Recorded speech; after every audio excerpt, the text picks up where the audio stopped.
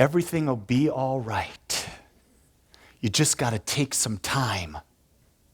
Let's explore that last little line. You got to take some time. And as I've been exploring and as I've been going deeper in the last few weeks, I've come to understand that a lot of times we've been taught the wrong thing. We've been taught that when we want something, we got to take a step toward it. We've got to take a thought toward it. We've got to take an action toward it. We got to start moving in this direction. We got to move into that direction. And you realize it's wrong? And you're all puzzled. You're saying, what is this crazy lunatic on stage thinking? Here's what I've come to the understanding. It's about starting not at the beginning, but starting at the end. You see, we have the gift that no one else on the planet that we're aware of has, and that's the gift of imagination. And as we imagine, which is the key to our freedom, it's the key to expressing, it's the key to all creativity, that when we imagine all the possibilities that could possibly exist keep opening up and expanding as our imagination gets bigger and bigger. And then we form these desires, and we have these desires, and we want to have what's in our imagination, so we start moving in the direction of it, and so many times we're moving in the direction of it, and it never happens. Let's backtrack a little bit and understand a little chemistry or physics here. We're all energy. That's all we are. We are energy, and we're vibrating. We're vibrating at a specific frequency. What determines our frequency? The sum pattern of all the thoughts that we've ever had is determining the frequency of our vibration. That vibration, that frequency that we put out, becomes a mental atmosphere. It becomes, in Christianity, what they call the Christ consciousness. When you're in the Christ consciousness, you open up to the greater good. You understand that it is the Father within. It's the power within you that is expressing and experiencing itself. And as you become it, it tracks to you that which you're putting out. You see, we've gotten hung up on the idea that there's this religion and that religion. There's only one religion, and that religion is love. It was fascinating. I've got a sister church over here, very Pentecostal. Beautiful, beautiful minister by the name of Derek. And Derek, we greet each other every Sunday before a service because we're here and we just do that. And Derek was walking like this morning. And I said, Derek, what's going on? And he says, I'm in pain. I said, you are? I said, let's pray. And so we walked off to the side, and he had one of his, I don't know what they're called, but like a practitioner or an assistant. I don't know what it's called, but one of his assistants there. And so we took hands in the middle of the vestibule. Boy, I'm back in Catholicism, aren't I? We're back in the foyer outside the party room. And we decided to have a Jesus party. And so we're holding hands, and these two gentlemen are two of the most beautiful, bright-eyed African-American people you've ever seen. Their eyes light up. And so we started this prayer. And I'm praying and going on, and all of a sudden, I want you to know I need to teach you folks something. Because when I was praying, I was getting a lot of amening. I was getting a lot of hallelujah, Jesus. I was getting a lot of this affirmative thing, because what was happening is we were connecting into the idea that there is one mind, there is one presence, there is one God, and what is put into that and believed, it doesn't matter how you see it or that, but when you connect to it and you're coming from a place of love, you're coming from a place of it demonstrating, it is done unto you. Thank you. And you know, when you come from a place, there's a different thing. And I was sharing this. I was talking with someone the other day. I was talking with a person that's very close to me that hasn't been for a while because they're experiencing a health challenge. That health challenge is they want to have a transplant, but the doctors say because of this, that, and the other, they can't have the transplant right now.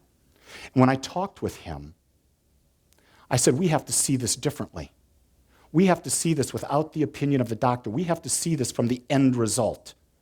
And I was talking with a practitioner that I pray with on a regular occasion about bringing this individual, this gentleman, into the prayer that we have. And she said, did you ever hear Michael Beckwith talk about the pee-pee prayer? I said, no.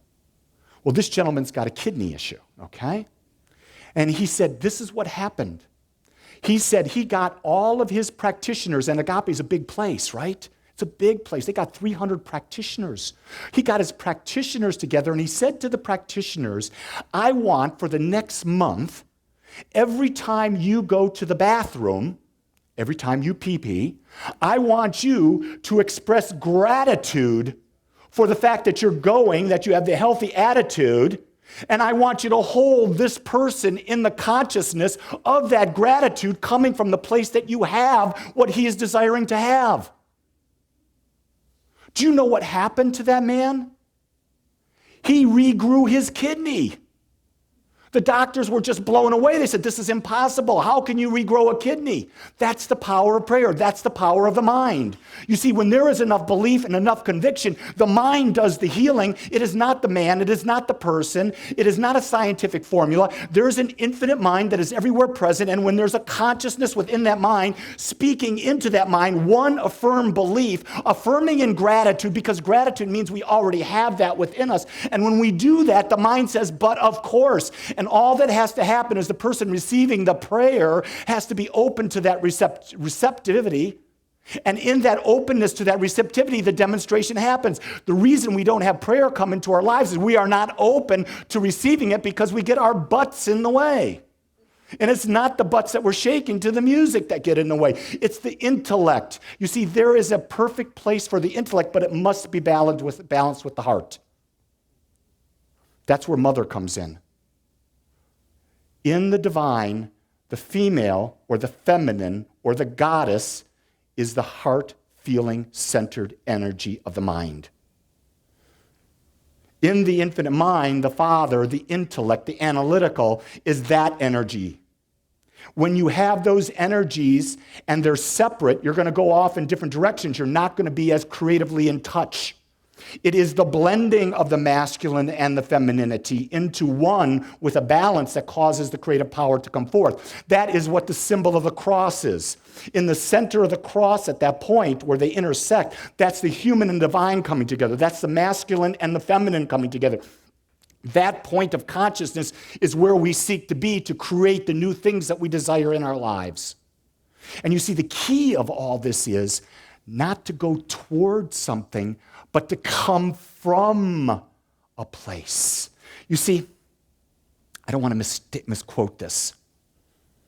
We must imagine ourselves coming from the state in which we desire. So if you take that and you break that down to various aspects of life, let's say you're a college student, and in college you want to be summa cum laude in this field. You have to see yourself on that podium, on graduation, speaking from the place of being that person that has been recognized as that individual. You've got to see it, you've got to feel it, you've got to embody it. If you are seeking a relationship with someone that you want to end up in the most magnificent wedding in the world, you have to come from the place of the woman or the man on platform looking into the eyes of their beloved and feeling the sense of joy of committing into oneness with that other person. If you want to be wealthy, you have to be able to see yourself doing a service so great into the world that people will automatically want to give of their wealth to you because the service you've given has been such a valuable thing to them. You see, you don't get wealth for nothing. You get wealth for the service that you give. And so when you bring that service into the world, it's natural that wealth comes. So you've got to see yourself already having got that product, that service, and being that very presence in the world. And in the being of that presence, you see money flowing to you. And when you see money flowing to you, you also see money flowing through you, because if you hold on to all the money, you create a blockage, you create a dam. And when you create a dam, the dam will burst after a while. That's why many millionaires become millionaires, and then years later they go bankrupt, and it's a back and forth thing because they don't have a circulation. They're holding on to something. They don't realize that in the flow of life, there's always circulation, there's always flow going on. That's the same thing in the body. The body gets diseased when we what? We get cholesterol that plugs up our arteries. What happens? It stops the flow. Everything in life is circular. Everything is about flowing. It's about always giving and receiving, giving and receiving, giving and receiving. Jesus said it really clearly. He said, love God above all else. In other words, recognize that the God presence is everywhere. There is no other than me. I am an extension of the one, and as an extension of the one, I have the same qualities of God in me as each and every other person, and each and every other person has the right. It is not just a right, it is their obligation. It is their DNA to be unique and whole and perfect to themselves. You see, the perfect divine mother is the mother who holds that baby in her hands and says, all I want for you is what you want for you. It's not about you doing this or you being that. I want you to find your gift, your way of expressing love, your way of expressing joy, and I want you to be that. And my role in this world as your parent is to support you and allow you to be that. That is unconditional love. You see, we got into a discussion about this earlier. We think love is about this romance and this other thing. That is not what love is. Love is accepting someone exactly as they are, both this side of them and that side of them. If you don't accept both sides of them, if you don't accept all the qualities of your child, of your parent, then you're conditionally loving them. It is not unconditional. And when you're that, you're going to get conditional love back. So it becomes a back and forth battle between people and egos. That's ego coming in. Ego wants to be fed. Ego is always about the back and forth, the back and forth, the back and forth. That's not what life is about. When we come into unconditional love, we live in gratitude for all aspects of the person there. The key thing is we don't have to be with them when they're being buttheads. You have a right in loving yourself that if they're being the BH, you can go in another direction, another room, another city, another location, and be something completely different. You see, just because you're a parent, just because you're in a relationship, does not mean you have to spend 24/7 of eternity with this other person. We have gotten mixed up in the idea that one person or a specific small family is supposed to be there forever and ever and every moment to guide and direct us and make us happy. That is not what it's about. We're supposed to be whole and perfect and unique as ourselves in the world, wherever we are, with whomever we're with, and we're supposed to be with a lot of people. Oh, that was weak. I'm up here preaching like all can be. I've got sweat coming down from here. I feel like I'm T.D. Jakes right now. Someone give me a handkerchief. And I'm not getting, we're going to have to go to T.D. Jakes' place. We're going to call this Agape Potter House. No, thank you. See, I even love my wife for that. I accept that about her.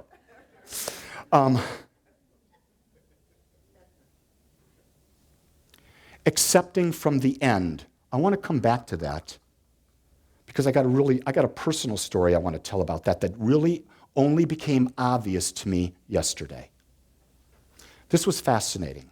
So we're going back in time. We're going back in time like about 30 years ago.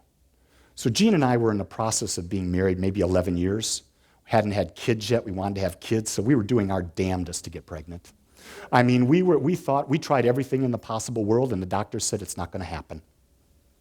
Not going to happen for us, and so that's the way it is. So at that point, we made a decision, and we adopted my beautiful son, Stephen, in the back. And it was so perfect, because we got the perfect child at the perfect time who met every dream that we could ever have. 2 years later, just about 2 years later, we were ready to adopt our second child. And Jean comes home pregnant. And contrary to what some of you think, it was not through another man. But you see, what happened was she had already was coming from a place of already being a mother. Do you see the difference? Before Stephen came, she had no idea what the end was. She was coming from a place of wanting. She was coming from a place of lack. We were coming from a place of lack. We were coming from a place of wanting. And so because of that, the wanting was so great, it stopped the demonstration. At least for us, it did. And so later on, when we had the taste of what it meant to be parents, which was at that time was one of our highest values, was to have children of our own. When we had embraced and experienced what it was like to be a parent, and Stephen, I got to share this with you, Stephen was the best baby. He never cried. He was always sleeping through the night. He was just an angel. And so Jean, in turn, says we must need contrast, gets pregnant, has my beloved son Matthew, who didn't sleep for the first 3 years of his life. It was a completely opposite experience because what does the universe say? There was always a balance in the universe. There can never be just this or that. There's always a balance. We're just not open to it. And you see, this is where most depression, most mental illness comes from. It's the idea of having an expectation it can only be in one way. But when we embrace the idea that life is always in balance, we realize that balance is fully there. And so we're in this place of, oh, what's next? Oh, what's next? This too shall pass. This too shall pass. You see, it's about understanding that when we come from the end, we get to experience it. This is the idea of where faith comes in. This is probably the biggest insight I had during the week. We have the imagination, and we create the desire, and we want it, right? Everything else from there is what we call spiritual practice. Everything else from there is getting to the end where we're looking back as already having that which we seek. And the process of knowing that that will happen is faith. It's not faith in a power outside of you. It's not faith that God's going to give it to you. You can have all the faith that God's going to give it to you in the world, but if you don't believe it's enough for you, it ain't happening. Millions upon millions and billions of people have prayed for things and never demonstrated because they've never felt themselves worthy of it. And in order to feel worthy of it, you have to accept that you are the child of God, that all of you is God expressing, that you are the infinite, that you are not below anyone, that there is no intermediary necessary between you and the Father to have what you want. That's why I rebelled against being a Catholic. They said I had to have a priest. I said, I don't need a priest. I was 14 years old and I realized that I had a direct connection to God when I walked in nature. I could talk to him or her. I felt the presence. I felt the energy. I didn't need the priest. So it was funny because I'd go to confession. And in the seminary, you had to go to confession every week. Every week it was the same confession because I didn't believe in it. So every week I go in, bless me, Father, for I have sinned. It's been 1 week since my last confession. These are my sins. I had impure thoughts, God knows how many times. You're 14 years old. That's all you're going to have is impure thoughts, according to the Catholic Church. And then on the weekend, I disobeyed my mother and father. So for a year, that was my confession.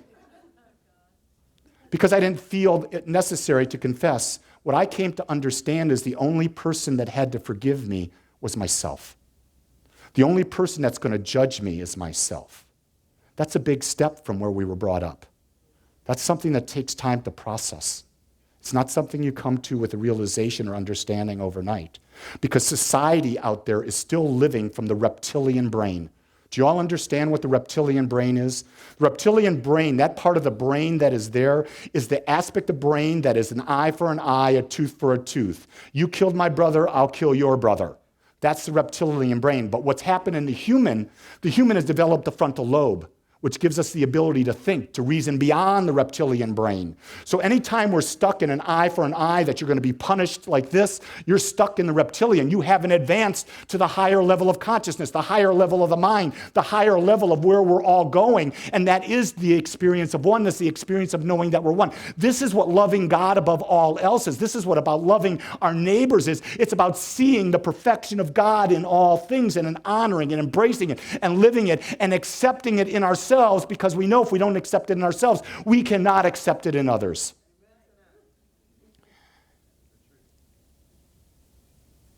And that takes time and practice. Because there are times when I think I'm the cat's meow, and then I think I'm times that came out of the cat's meow. Because we have that experience. In human form, we will always have contrast. We will always have contrast because that's the way the human brain works. And without contrast, we can't have a new desire. Without a new desire, we stop creating. If you're living a life that's in the same plane all the time, you're bored to death. Your body's starting to deteriorate. Your mind is not challenged. You're literally dying. We were not meant to be bored. We were not meant to stay still. We were meant to create and see life anew. When we're done seeing life anew, that's when we shed our bodies, because our body is no longer serving us as we go forth. You see, in the human form, the body is only here to serve us. So the more creative we are, the younger the body stays, because the mind and the body are one, and the mind knows that the body must be at a certain level to allow it to create more. So if you're feeling sluggish, you're feeling you don't have enough energy, ask yourself, what am I creating in my life? If I don't have a goal, if I don't have a vision, if I don't have a dream, stop. Take a moment, take a day, take a week, and start imagining. Go out and buy some mushrooms from Central Market and put them in something, and maybe they'll help you imagine more. And if that doesn't work, go to peyote in the deserts and find an Indian and get something to expand your mind so that you can get an idea that will allow you to get an impulse and move forward in the world. Surround yourself with people that want to grow. Surround yourself with people that like to have fun. Surround yourself with people that don't want to be status quo. Surround yourself with people that challenge you. Because when you are challenged, you'll look at the challenge and you'll say, oh, how do I want to grow through this? But the whole time you're doing this, remember, you want to come from the place of already having had it. That's the key. And here's the thing, when you come from the place of already having it, your mind is there, that feeling already embraces you. And when it shows up, it's a matter of fact. Because all we ever experience is in the mind anyway. When you really break it down, how the mind is wired and what it sees is based on how it's been programmed. And how it's been programmed is the thoughts that you've been thinking over and over. And how you build that programming is the key. I'm suggesting today, build it from the end, looking back to the beginning. So let's take a moment and let's pray about that. And so I'm going to ask you now, just gently sit and close your eyes. And as you sit and you close your eyes, allow my words to be your words. I know there is an infinite power and infinite presence. I know that it is everywhere present, it has always been, and it always will be. I know that this power and presence is through which all things have been created and has been created out of itself. It is the seen and it is the unseen. It is the known and it is the unknown. It is the feeling, the ability to touch it, and the ability to not touch it. It is everything that has ever existed. It is everything that will ever exist. This is the power and greatness of what we call God. And what I know is that I am that expression. I am that individualization. I am that oneness. And each and every person in this room is that oneness, is that expression, is that oneness. So all the power that exists that created this cosmos is fully present right here, right now, in each person here. And so what I claim is that there is an inner click, an inner switch, a light switch going off in this very moment that taps in and turns on that power into the realized state where nothing is impossible. Everything becomes a possibility. And I see now the divine wisdom guiding each and every one here to the ability to create that which is desiring, whether it be a perfect relationship, whether it be perfect health, whether it be perfect money. I see that the divine within them guides them to that vision. They come from that vision backwards. The actions are in alignment, and the universe conspires and brings everything unto itself. And as it brings everything unto itself, this demonstration is now assured. It is in the mind of God. It is in the eternal mind of God, which is everywhere present. And we reach out and we grab hold of that demonstration and we birth it into our individual experience, and it becomes so. It is into that consciousness that I go into a state of gratitude. And in the state of gratitude, I accept it at the core of my being. Every cell of my body radiates the energy of living and breathing in a state of oneness. And in that state of oneness, my heart opens, my mind becomes clear. I am filled with love, I give thanks. It is good, it is very good. And together we say, and so it is.